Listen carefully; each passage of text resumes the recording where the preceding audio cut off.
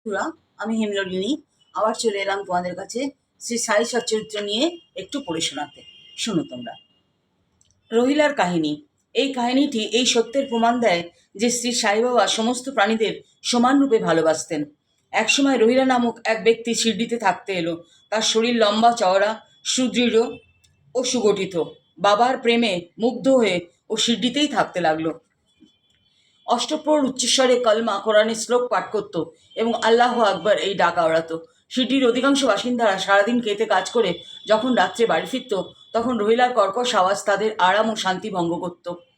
রাতে ঘুমোতে না পারার দরুন তারা যথেষ্ট কষ্ট ও অসুবিধে অনুভব করছিল।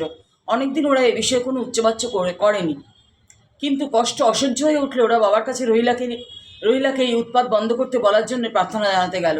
কিন্তু বাবা তাদের এই প্রার্থনা গ্রাহ্যই করলেন না, বরং গ্রামবাসীদেরই শাসন করে বললেন যে তারা তাদের নিজের কাজের প্রতি মন দেওয়া উচিত, রহিলার দিকে নয়। বাবা তাদের জানালেন যে রহিলার স্ত্রী খুব বাজে এবং সে রহিলা ও বাবাকে যথেষ্ট কষ্ট দেয়, কিন্তু কোরআন শরীফের কলমার সামনে সে টিকতে সাহস করে না। তবে গিয়ে দুজনে একটু শান্তিতে ও সুখে থাকতে পারে।